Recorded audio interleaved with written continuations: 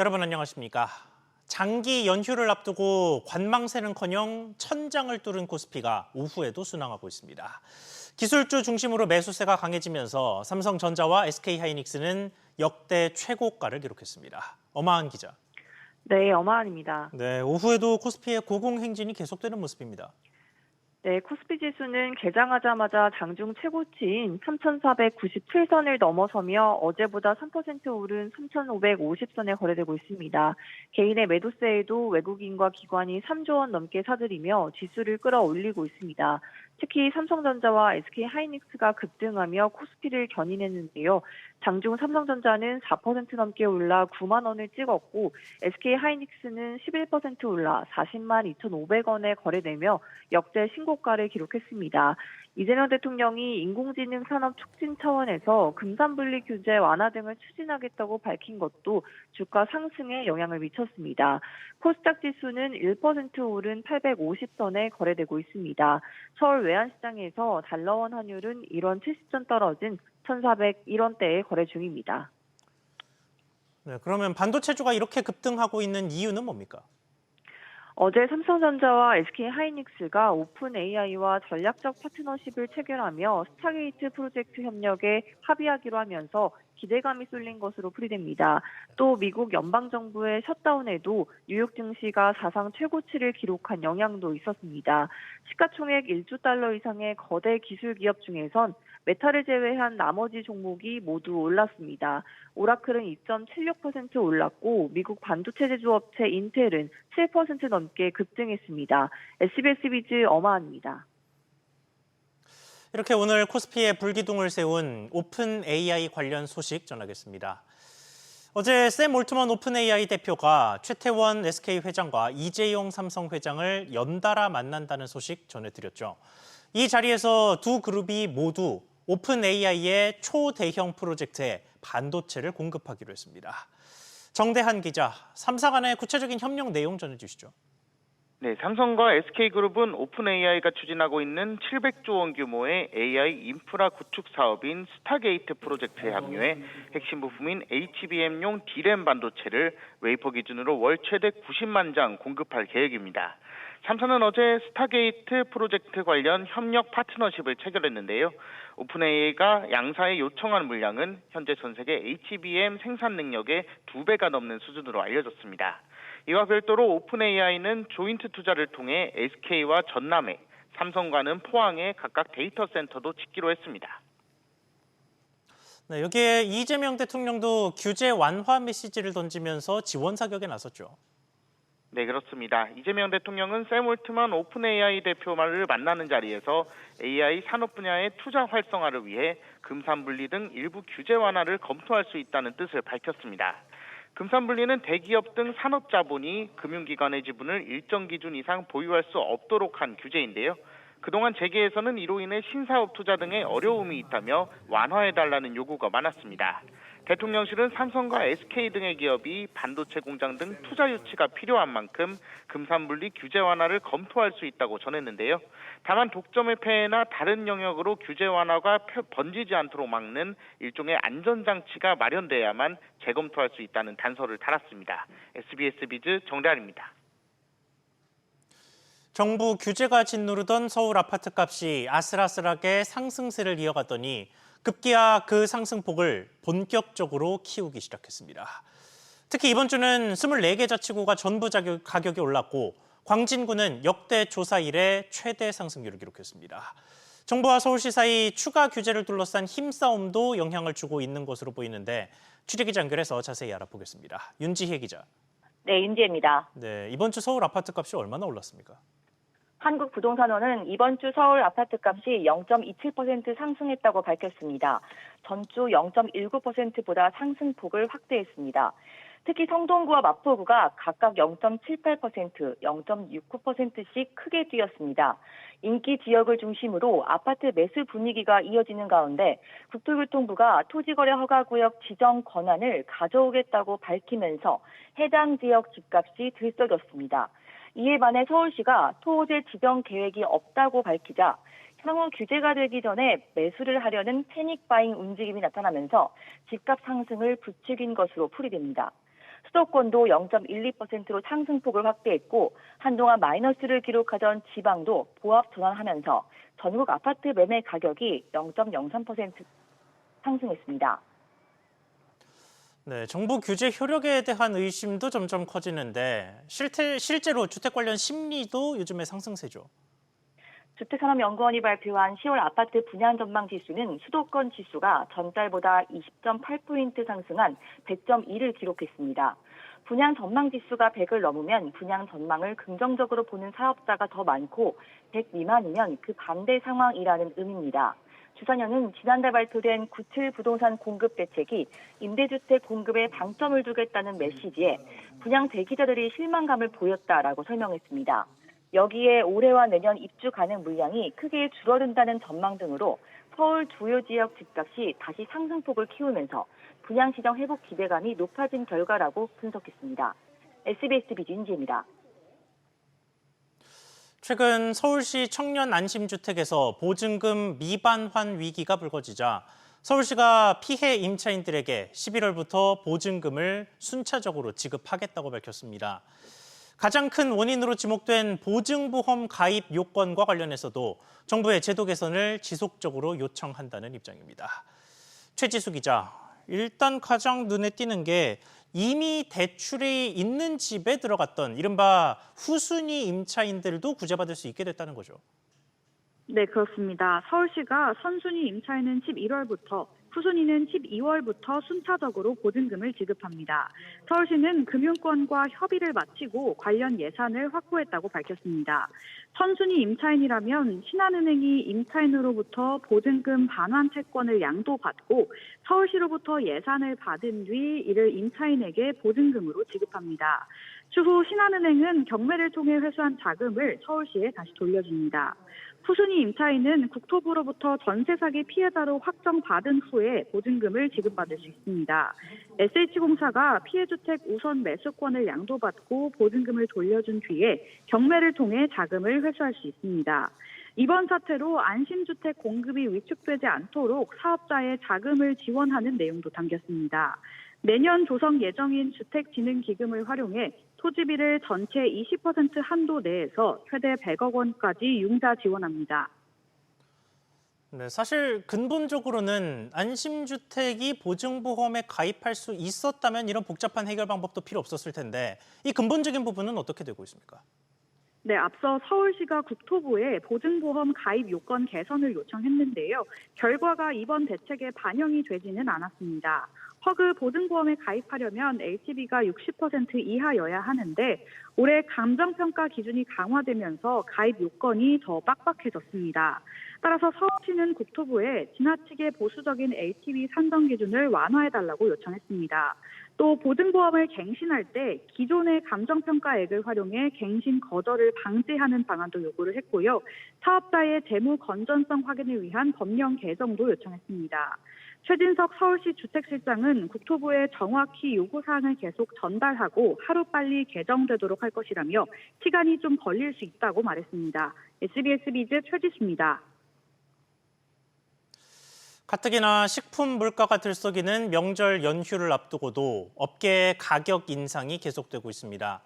물가 지표도 지난달 2달 만에 다시 2%대로 반등했습니다. 신채연 기자. 네, 신채원입니다. 네, 물가 지표를 먼저 보겠습니다. 빵, 커피, 쌀, 갖가지 식품들이 또 오름세를 보이고 있습니다. 네, 국가데이터처에 따르면 지난달 전반적인 소비자 물가 지수가 1년 전보다 2.1% 오른 가운데 가공식품 물가는 2배 높은 4.2%의 상승폭을 보였습니다. 커피 물가가 16%나 뛰었고 최근 유명 유튜버가 소금빵을 시중의 3분의 1 가격으로 판매하며 논란이 붙은 빵 물가도 6%대의 상승률을 보였습니다. 신선식품 상승세도 이어지고 있는데요. 쌀과 고등어가 10%대 올랐고 돼지고기도 6%대, 고공행진하는 달걀값은 9% 넘게 올라 3년 8개월 만에 가장 큰 폭으로 뛰었습니다. 네, 그리고 명절을 앞두고도 업체 가격 인상이 이어지는 모습이죠. 네, 그렇습니다. 아모레퍼시픽의 차 브랜드 오살록은 어제부터 가루녹차 제품 가격을 30% 올렸습니다. 오설록은 지난 2월에도 일부 제품 가격을 올렸는데 8개월 만에 추가적인 인상을 진행한 겁니다. 메일유업은 어제부터 일부 요거트와 커피 제품의 편의점 가격을 20% 안팎 올렸고 교촌치킨도 순살 메뉴 중량을 줄인 데 이어 배달앱 가격을 2,000원 올리면서 전방위 물가 부담이 계속되고 있습니다. SBS 비즈 신채원입니다. 다음으로 정부의 오락가락하는 행정 혹은 잘못된 판단으로 세금을 낭비하고 혼란을 일으킨 사례들 연달아 짚어보겠습니다. 각종 공사 계약 정보가 오가는 조달청이 그 정보를 활용해서 건설 현장의 구인구직을 돕겠다며 만든 사이트가 사실상 유령화된 것으로 확인됐습니다. 그간 22억 원 넘는 세금이 투입됐지만 하루 평균 접속자는 고작 3명에 그쳤습니다. 단독 취재한 기자 연결해 보겠습니다. 정윤형 기자. 네, 정인영입니다. 네, 하루에 고작 3명이 접속한 거면 이게 폐쇄한 거랑 크게 다를 바가 없습니다. 네, 그렇습니다. 조달청이 국회 기획재정위원회 박민규 더불어민주당 의원실에 제출한 자료에 따르면 최근 3년간 일자리 알림이 이용자는 연평균 800명 수준이었습니다. 하루 평균 방문자 수가 3명도 안 된 겁니다.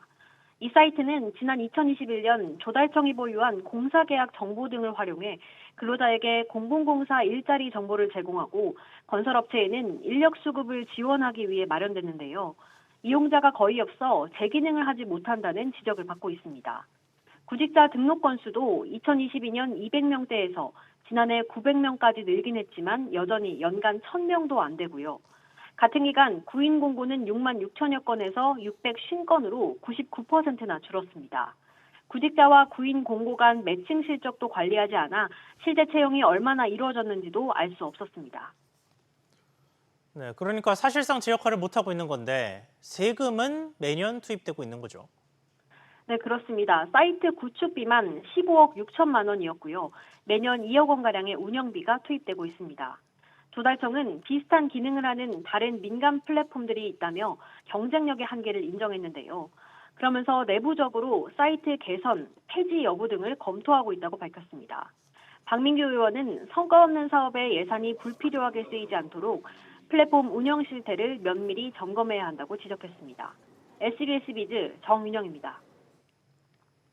대규모 미정산 사태로 판매 대금을 못 받은 티몬의 판매자들이 원래 구입한 사람이 내야 할 부가가치세를 대신 내놓고 돌려받지 못한 사례가 속출했습니다.